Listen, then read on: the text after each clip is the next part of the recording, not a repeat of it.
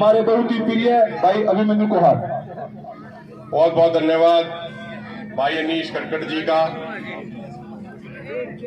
मंच पे बैठे हुए मान सम्मान के योग्य तमाम किसान नेतागण, तमाम खापों के प्रधान, खटखड़ टोल कमेटी के प्रधान आदरणीय सतवीर जी, और मेरे सामने बैठी हुई हमारी मातृशक्ति, हमारे नौजवान, हमारे बड़े बुजुर्ग, सबसे पहले आप सबको हाथ जोड़ के और सर झुका के राम राम।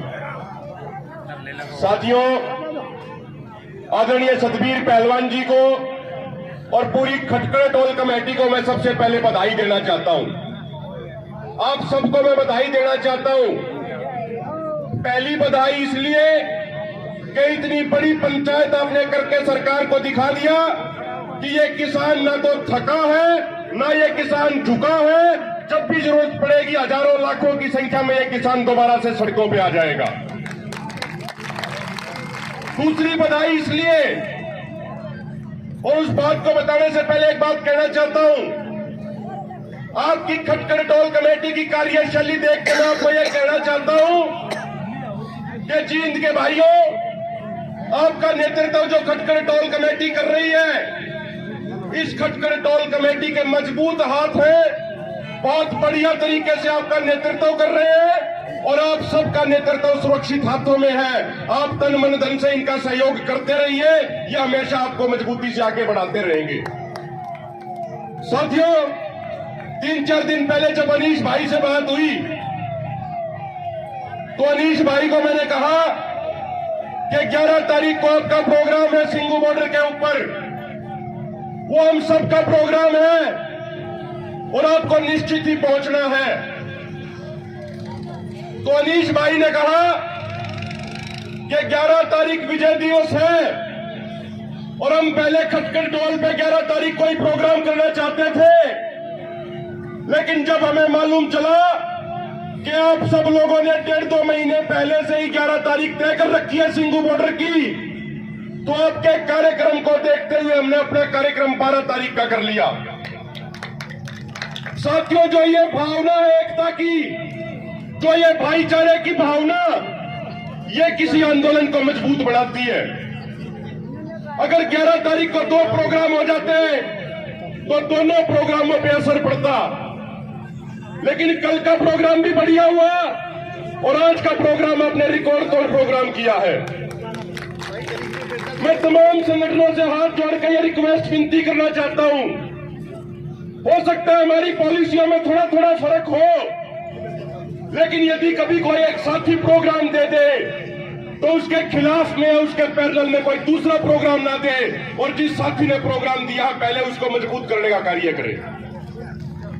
तरीका अलग अलग हो सकता है, लेकिन मंजिल सबकी एक है।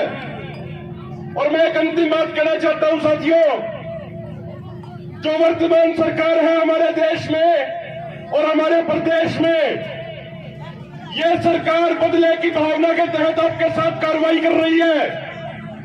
सारे भाई ध्यान से सुनना कि 19 नवंबर 2021 को इस सरकार ने मजबूर होकर आपकी शक्ति के सामने घुटने तो टेक दिए, लेकिन उसके बाद लगातार आपके खिलाफ फैसले लेती जा रही है। साथियों, फरवरी 2019 में एक किसान सम्मान निधि योजना शुरू करी प्रधानमंत्री ने, जिसमें कहा कि किसानों को 6-6 हजार रुपए हर साल दिए जाएंगे। फरवरी 2019 में पूरे देश में 11 करोड़ 84 लाख किसानों को 6-6 हजार रुपए दिए गए, लेकिन जब से आपने पिछले साल आंदोलन जीता, वो किसानों की संख्या लगातार घटाती चली गई सरकार, और जो आखिरी किस्त हमारे किसानों को मिली वो मात्र 3 करोड़ 87 लाख किसानों को दी गई। एक तो बड़े बड़े कॉर्पोरेट घरानों का लाखों करोड़ों रुपए का कर्जा एनपीए कर दिया जाता है, लेकिन दूसरी तरफ अगर फसल खराब होने के कारण हमारा भाई अगर 50,000 रुपए कर्जा ना चुका पाए तो उसका पोस्टर सड़कों पे चिपका के उसको बदनाम किया जाता है।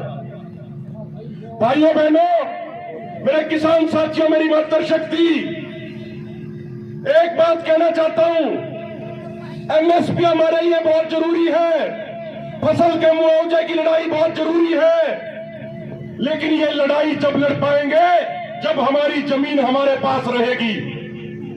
एक रिटायर्ड अधिकारी ने बताया कि अगले 7 से 8 सालों में सरकार हरियाणा में 140 बड़े रोड निकालेगी। इंडस्ट्रियल कॉरिडोर के लिए हजारों एकड़ जमीन एक्वायर करी जाएगी और किसानों को जमीन की कीमत न मिले, इसीलिए हरियाणा सरकार ने पिछले साल विधानसभा में कानून पास कर दिया। पहले 2013 का कानून कहता था कि यदि किसी किसान की जमीन लेनी है तो कलेक्टर रेट से 4 गुना से भी अधिक मुआवजा देना पड़ेगा किसानों को। लेकिन अब हरियाणा सरकार ने कानून बना दिया कि जिले का अधिकारी यानी डीसी, डीआरओ और मुख्यमंत्री कार्यालय के अधिकारी बैठ के आपकी जमीन की कीमत तय करेंगे। कहीं 1.5 गुना दे रहे, कहीं 2.5 गुना दे रहे। साथियों, 5-6 दिन पहले मैं एक अगली बात कहना चाहता हूं। साथियों, 5-6 दिन पहले एक लखीमपुर के भाई का फोन आया। उस भाई ने रोते हुए कहा कि आप लोगों के कहने पे लखीमपुर के किसान भाइयों ने आंदोलन लड़ा था। बीजेपी आरएसएस वाले गुंडों ने 5 किसानों को कुचल के शहीद कर दिया और अब हमारे 4 भाई किसान भाई निर्दोष भाई जेल के अंदर है। साथियों, उस भाई की पीड़ा मेरे से सुनी नहीं गई, देखी नहीं गई। मैं हाथ जोड़ के ये विनती करना चाहता हूं तमाम साथियों से, चाहे कोई भी संगठन हो, तमाम टोलों की कमेटियों से, उन भाइयों के लिए मिलकर एक लड़ाई लड़ दो। पूरे देश के तमाम राज्यों के किसान मजबूती से एक लड़ाई लड़ दो। हमारे संगठन की, हमारे साथियों की जो भी ड्यूटी लगाओगे उस ड्यूटी को 200% पूरा करने का कार्य हम करेंगे। अगर आप हमें कहोगे, अगर आप हमारी ड्यूटी लगाओगे कि आखिरी पंक्ति में, आखिरी लाइन में खड़े होकर पानी पिलाने की ड्यूटी है, तो हम मंच के पास आने की कोशिश भी नहीं करेंगे। हम आखिरी लाइन में खड़े होकर पानी पिलाने का ही काम करेंगे। साथियों, एक अंतिम बात कहूंगा। 2024 में लोकसभा चुनाव भी है, विधानसभा चुनाव भी है।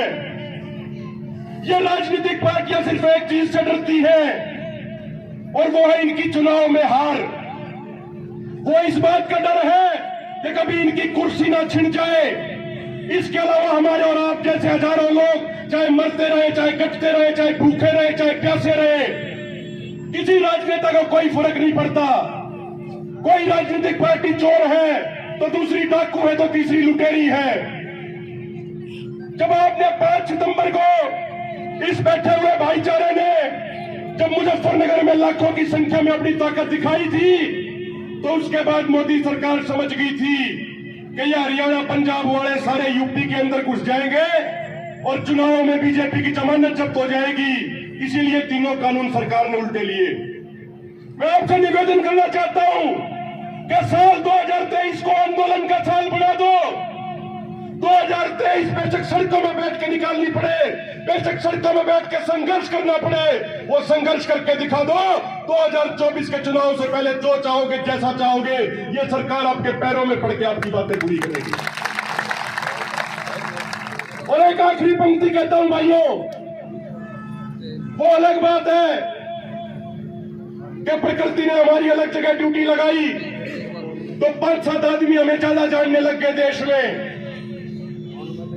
हो सकता है हम टीवी डिबेट में आने लग गए, वो प्रकृति परमात्मा की ड्यूटी है। लेकिन इसका यह मतलब नहीं है कि अभिमन्यु कोहाड़ कोई नेता हो गया। इसका यह मतलब नहीं है कि अभिमन्यु कोहाड़ आंदोलन चलाएगा। ना पिछला आंदोलन किसी नेता ने चलाया, ना आगे कोई आंदोलन नेता चलाएगा। नेता तो ये बैठ के भाईचारा चलाता है, आंदोलन तो बैठ के ये भाईचारा चलाता है जो भाईचारा हमारे सामने बैठा है। नेता को भी ये भाईचारा चलाएगा और आंदोलन भी ये भाईचारा ही चलाएगा। पिछले आंदोलन में जिस भाई का ब्योस 15 रुपए का देने का था, उस भाई ने भी 1500 रुपए का योगदान दे रखा है अपनी जेब काट के। हजारों ऐसे अनसुने अनजान हीरो हैं जिन्होंने अपना घर परिवार, अपना काम धंधा बर्बाद कर दिया, लेकिन आंदोलन में तन मन धन से सेवा में लगे रहे। तो ऐसे तमाम भाइयों को, खटखट टोल कमेटी को, तमाम किसान संगठनों के नेताओं को फिर से हमारी तरफ से सैल्यूट है। अंत में एक निवेदन करूंगा कि दोनों हाथ ऊपर करके जोरदार नारे लगाएंगे। भाई सारे लगाओगे या नहीं लगाओगे? पीछे वाले भी लगाओगे या नहीं लगाओगे? भाई आपकी आवाज ऐसी होनी चाहिए कि जींद के डीसी के कानों तक जाए, चंडीगढ़ के मुख्यमंत्री तक जाए। दोनों हाथ ऊपर करके नारे लगाएंगे। किसान एकता जिंदाबाद, मोदी सरकार मुर्दाबाद, उत्तर सरकार मुर्दाबाद, हमारा भाईचारा जिंदाबाद, किसान एकता जिंदाबाद, नारी शक्ति जिंदाबाद। भाई हमसे कोई गलत शब्द निकल गया हो, आंदोलन में पहले कभी कोई कमी रह गई हो तो हमें हाथ जोड़ के माफ कर दीजिएगा। हाथ जोड़ के हम आपसे माफी मांगते हैं, हमें माफ कर दीजिएगा। बहुत बहुत धन्यवाद।